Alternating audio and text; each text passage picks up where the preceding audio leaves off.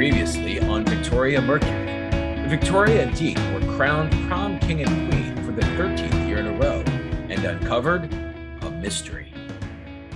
Oh my gosh, Deke, this was such an amazing night. I can't believe we were crowned again and in our final senior year. It just makes solving this one last case so much more special. I know, babe.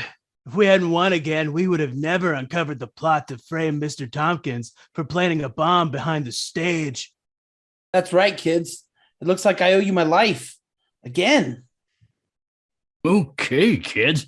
I don't know where you got your information, but the Santa de la Playa PD owes you big time for tonight and for bringing down that drug kingpin on the beach last week and for helping clear Mrs. Turnbull's good name for the murder of her husband.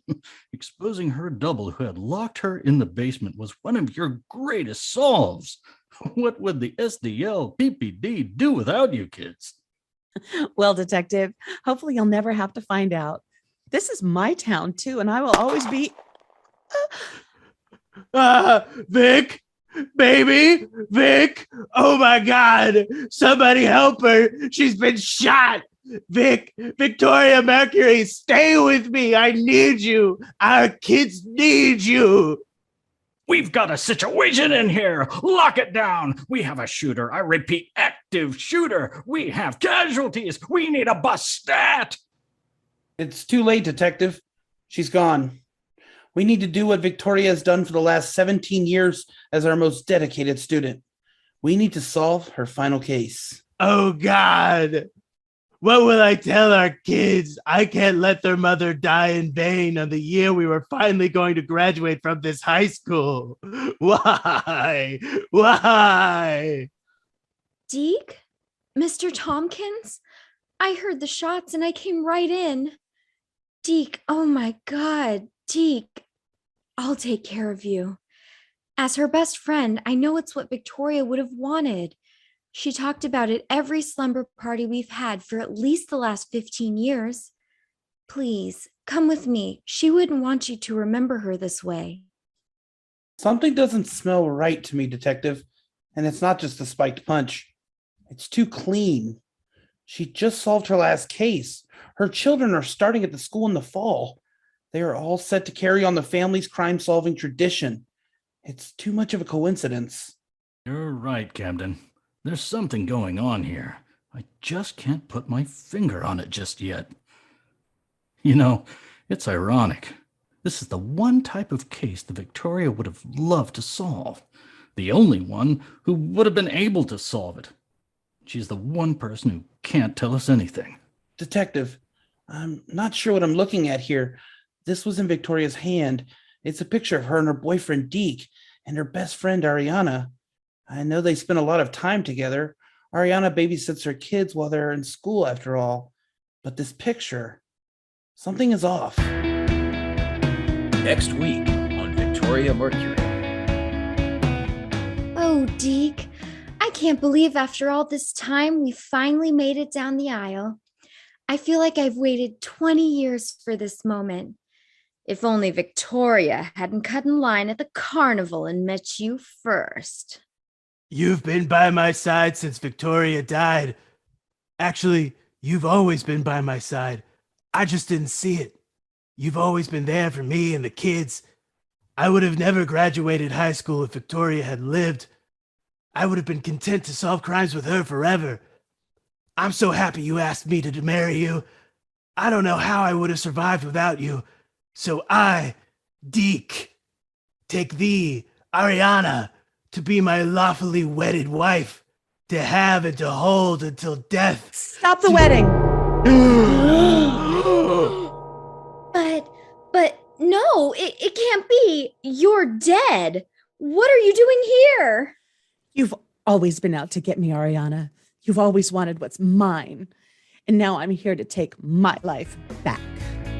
Find out what happens next week on Victoria Mercury.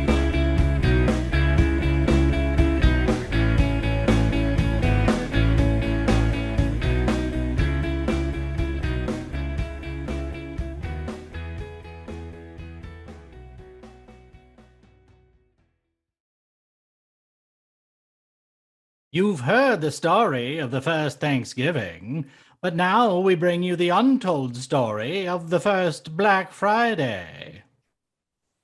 Stephen, why are there so many people waiting to get into the shop this morning? I decided to have a huge sale the day after our great feast with the Indians. What does shopping have to do with the feast? After eating all that food, I figure people want to start their Christmas shopping, so why not offer amazing deals you can't get anywhere else? Christmas shopping? That sounds like one of those pagan rituals. Elizabeth, Christmas would be nothing without buying things. Trust me. Settled in already? Aren't you going to open the store? The store opens upon the cock's crow. Oh, goodness. People are freezing out there. I'm still waiting for the cock to crow.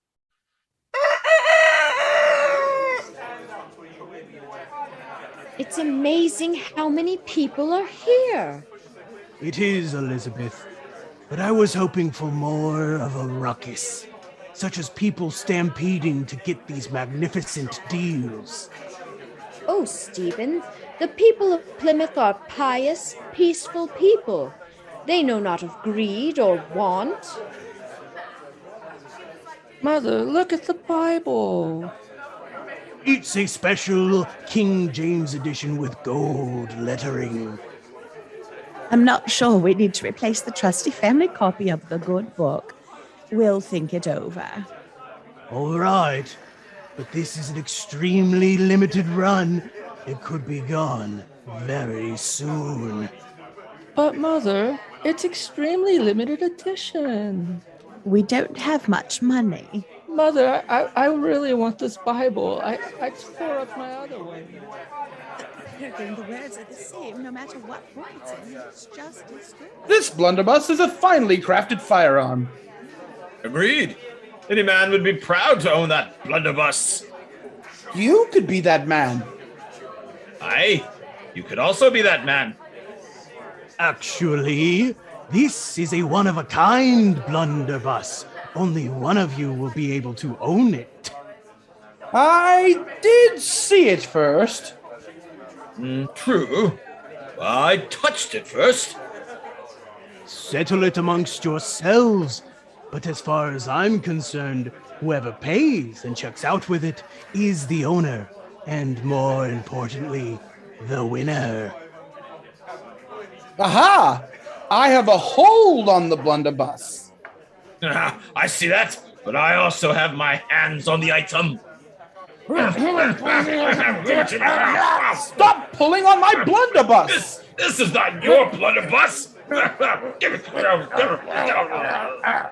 Stephen, I just sold 2 deluxe chamber pots to the good wife Winslow. We're doing very well today. The sales are adequate so far, but something is missing. What else could we want? An event that people won't soon forget. I've got it. Attention, shoppers. We have a new stock of special edition black buckle hats. Hurry now, because this is a limited time offer. What's so special about a black buckle hat? If you act now, they're free with any purchase. Free? I said they're free! What's going on? Pilgrims. This, my dear, is what I'm calling pure, unadulterated capitalism.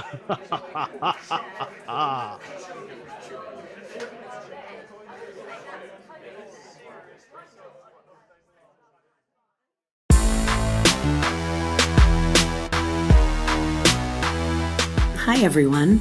Thanks for listening to the Cold Sound Theater podcast. We enjoy making internationally renowned sketch comedy for you. Please show us some love by following us on our social media, Twitter at Cold Sound Pod, Instagram at Cold Sound Podcast. We'll be your best friend.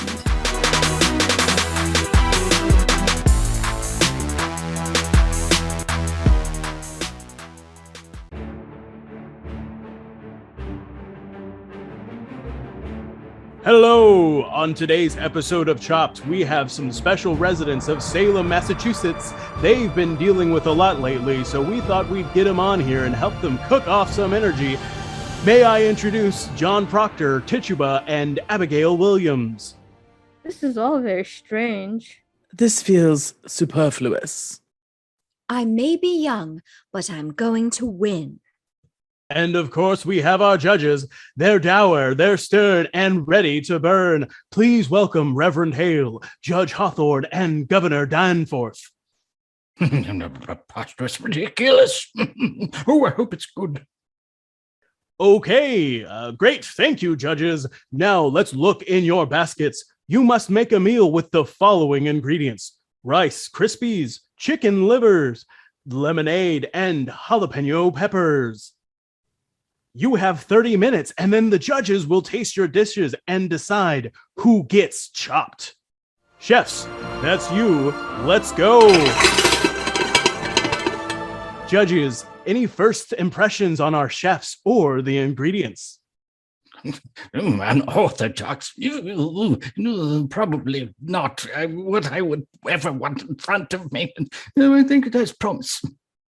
Okay, thanks again, judges. Let's see how the chefs are doing. Abigail Williams, you're used to being the center of attention. How are you doing with your dish? This is so unfair.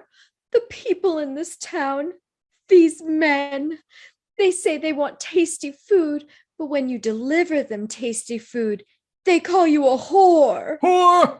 Reverend Hale, please, no castigating the chefs before we get to the chopping block. Sorry. Well, Abigail, good luck. Let's check in on John Proctor to see what he's making. You spend your whole life trying to live in God's image. One mistake, and it's all thrown away. Oh my, I'm so sorry. I seared my livers too long, and the flesh has gone mealy. You found my flesh nicely cooked, John Proctor. Temptress, don't befoul my recipe with your wantonness. Oh, Temptress Jezebel. Gentlemen, please, we are a sex-positive show. Focus on the ingredients. Sorry. Finally, let's check in on our last chef, Tituba. Wow, one name. That's cool. Does that make you Instagram famous? What is Instagram? I'm a slave. We get just the one name. Oh, right. Sorry. Awkward. So tell me, what are you making? I'm making cereal-crusted seared chicken livers over a lemon jalapeno gastrique. Holy moly, we got ourselves a chef. Okay, when we come back, the chefs present their dishes to the judges. Who wins and who ends up on the chopping block? Okay, we're back. First to present their dishes to the judges is Abigail Williams. Today I made for you succulent liver with You and your succulent dish, beguiling succubus. You. I see you, Lucifer, leading me down the path of iniquity. She speaks of the devil. What sorcery is this? I don't think that's sorcery. I think she just used the microwave. She's faking it. Can't you see? She wants to ruin me. Egad! Wanton hussy she may be, but this liver is just what I like. Bland. And it tastes of liver.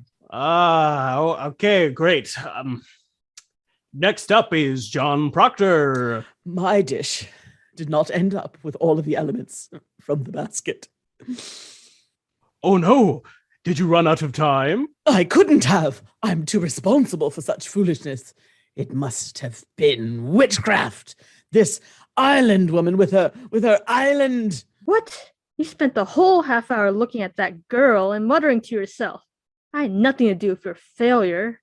I saw spirit floating over the kitchen. That was smoke from Proctor's burnt liver. I, for one, appreciated the jalapeno not being in the dish. Spicy foods lead to spicy thoughts. Yes, spicy. I couldn't agree more. Next up, our last chef. No way any of these old white dudes are gonna like my dish. It's too much flavor. They think salt is a sin. Infidel! Only someone who tracks with Old Scratch could devise such a dish. She made me put salt in my dish. I didn't want to, I swear. These chefs be a scurrilous bunch. We may need to send these dishes to Boston for further inspection of the Infernal's influence.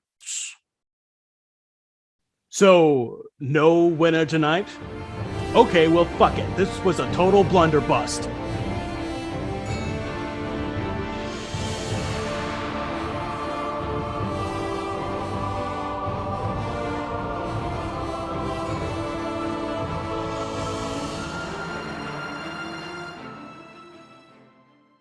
This is it, Brandy. You've made it to the final match in the Daniel Boone birthday cornhole tournament. Mom, this is so exciting. All my practicing has got me here, but Oh, no buts. You pretty much popped out of my womb a cornhole queen. You were slinging your own dirty diapers into the trash before you could even walk. When you got the gift of a perfect cornhole wrist, then the Lord intends for you to use it. You've got this, hon. thanks, Mom. I know I got the skills, but I just get so nervous with everyone watching. It throws me off my game. That's just nerves. Mama's going to go over to the chimp dog and get you a deluxe chimp dog and a Sprite. That'll settle your stomach right up. Thanks. I guess I am hungry. Sure, food sounds good. Great. I'll be back in a couple of shakes of a corn stalk.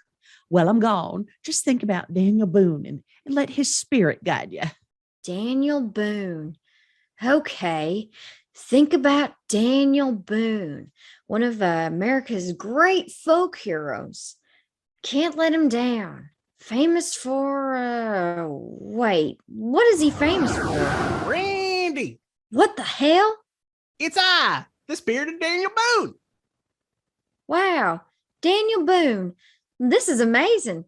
So you have any words of wisdom for me before the final match? And why aren't you wearing a coonskin cap? Coonskin cap? That wasn't me. You got me confused with David Crockett. Okay, but you did die at the Alamo, right? So you got to have some stories of bravery you can tell me. No, I did not die at the Alamo. Again, that was David Crockett, and that happened over a decade after I died. Really? Are you sure? I could have sworn you were there. Okay, so what did you do, Daniel Boone? I was a famous outdoorsman. That's it? So you just like hunted raccoons and stuff? Why, yes, I did hunt many a raccoon in my day, but I never wore one as a hat. Okay, touchy subject. But you've been around. I'm sure you learned a lot about the courageous moments in history that could inspire me. Well, I only had a bit of schooling when I was a youngin'. It wasn't really for me. I spent most of my time hunting, although I did eventually become a legislator in Virginia. Wait, you became a legislator with no education? Well, it was a different time. You'd actually be surprised at the large number of founding fathers that had no discernible education. Ugh, this is getting scary. Okay, well, you walked across the country planting apple seeds or something. Isn't there some lesson about perseverance there that you can give me? That was Johnny freaking Appleseed. Oh, I know. You made the Bowie knife. That was goddamn Jim Bowie. The stupid knife is named after him. Oh my God. I'm sorry I don't know shit about you, Daniel Boone. Maybe if you had lassoed a tornado or had a giant blue ox, people would remember you. That was Pecos Bill and Paul Bunyan, and they weren't even real people. Yeah, but they're still known for all the things they did, even if they weren't real. Oh, is that how you want it? Here's a fact for you. I was wearing coonskin caps before David Crockett. He stole that whole frontiersman look from me. I'm glad he died like a little bitch at the Alamo. Whoa, this escalated. I just needed some words of wisdom to get me focused. I'm sorry. That's on me. People don't normally call on me for help. I just get a little overexcited when it happens. I'm sorry too. I guess I should know a little more about you since I am competing in a cornhole tournament named after you. I'll tell you what, kid. Old Daniel Boone may not have any words of wisdom for you, but you still called out to me for help in your time of need. So this is what I'm going to do. I'll be out there with my ghostly hand nudging your bags into all those cornholes. That sounds gross, but thank you, Daniel Boone, and I promise to read your Wikipedia page after the game. I suppose that will be fitting. So long, and remember to call on me again if you ever need my help. I really don't know when or why that would happen, but okay. Very well. So long, and here's one more thing.